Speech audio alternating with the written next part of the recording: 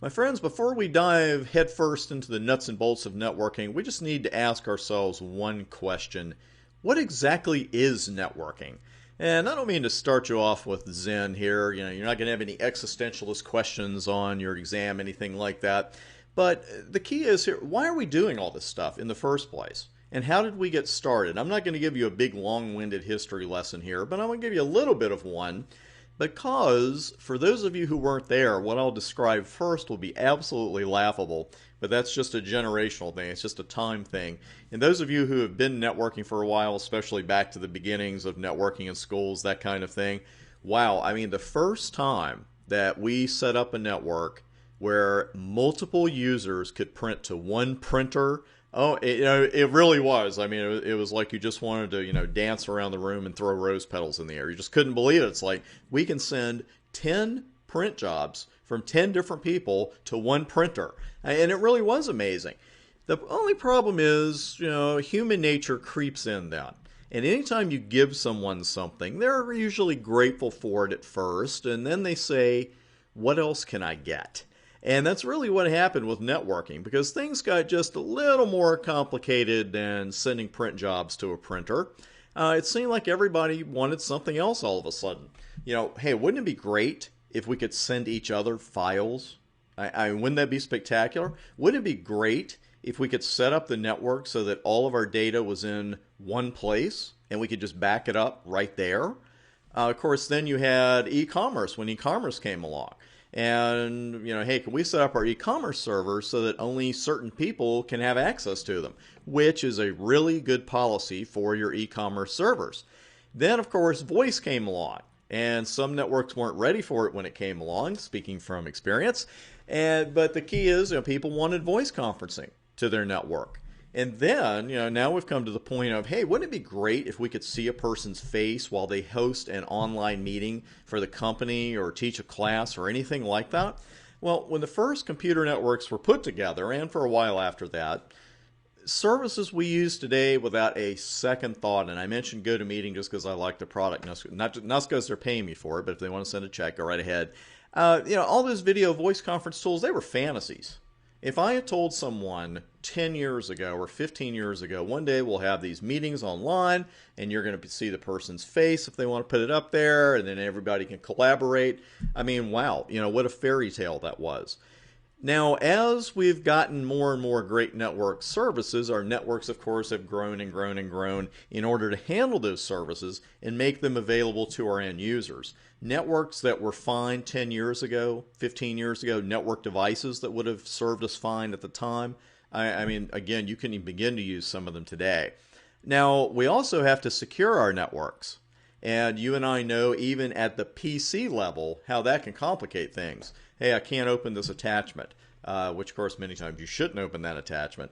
I didn't get an email because it got filtered, that kind of thing. And, of course, firewalls can stop you from opening applications on your own PC until you manually tell the firewall, hey, it's okay for us to open this. So the tools that we use to do that, secure the networks, can also complicate things. And boy, look at all of these different servers that we've got to deal with today.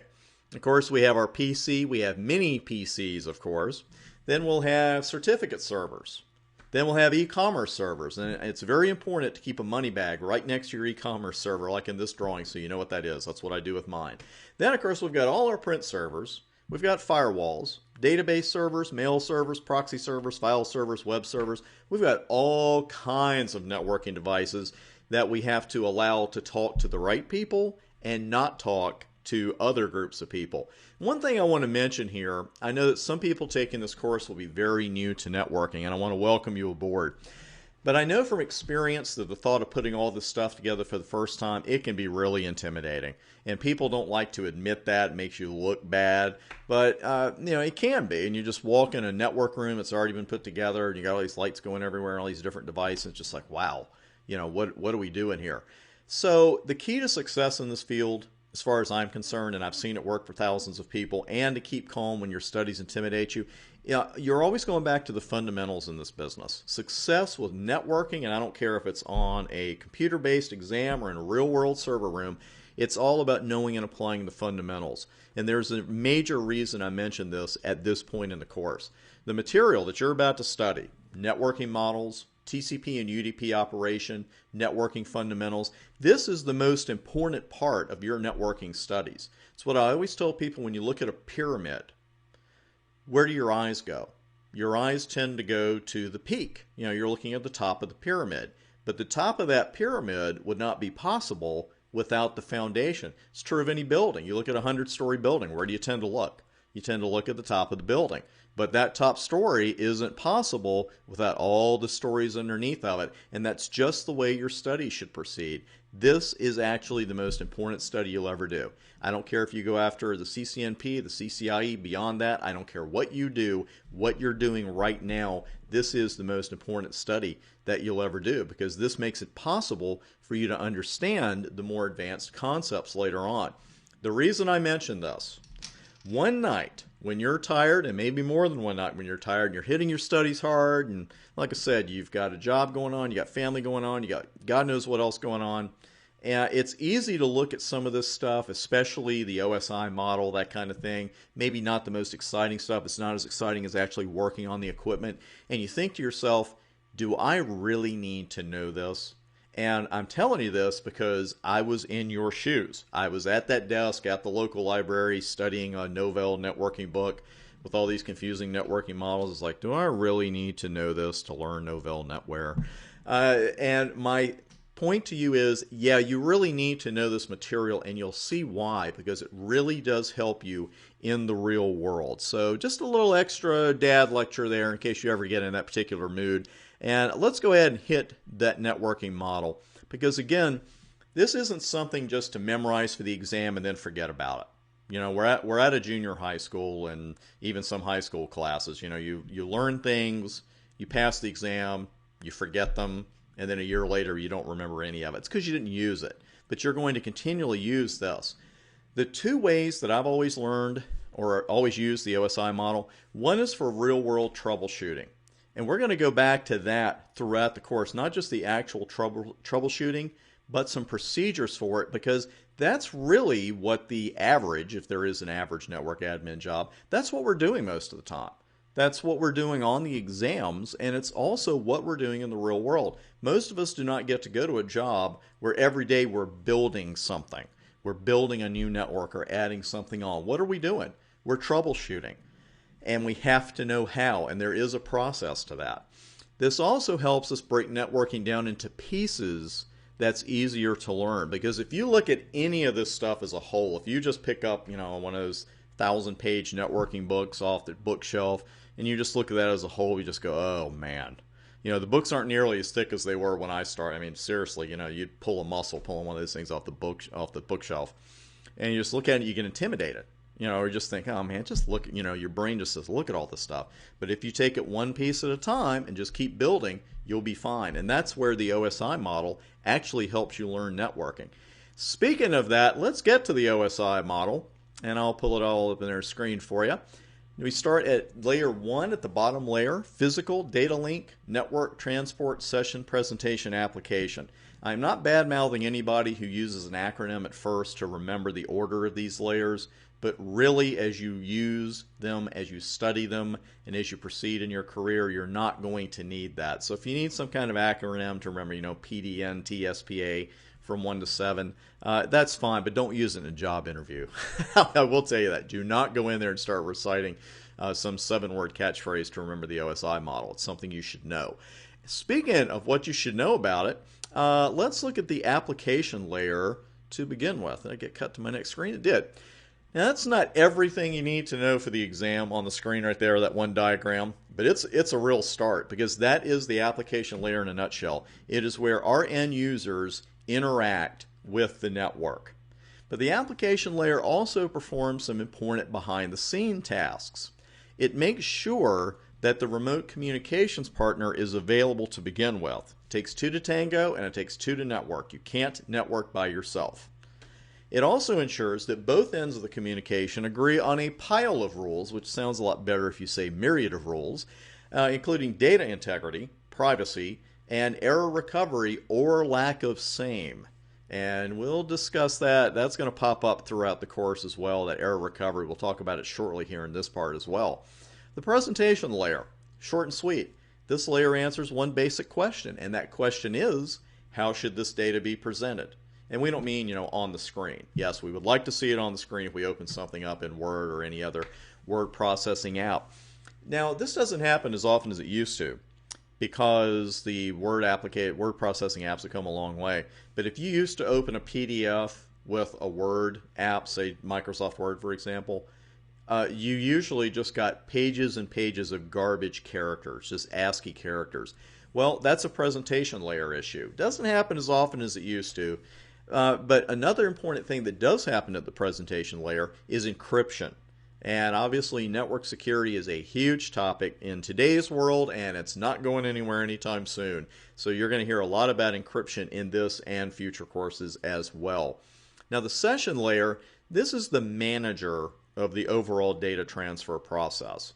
It handles the creation, maintenance, and teardown of the session, the communications channel, that the two parties are using.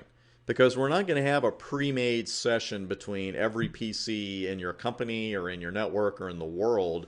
It has to be built and then maintained during data transfer, and then when the data transfer is done, it's going to be torn down. Now, the transport layer, the main purpose of the transport layer is to establish a logical end-to-end connection between two systems.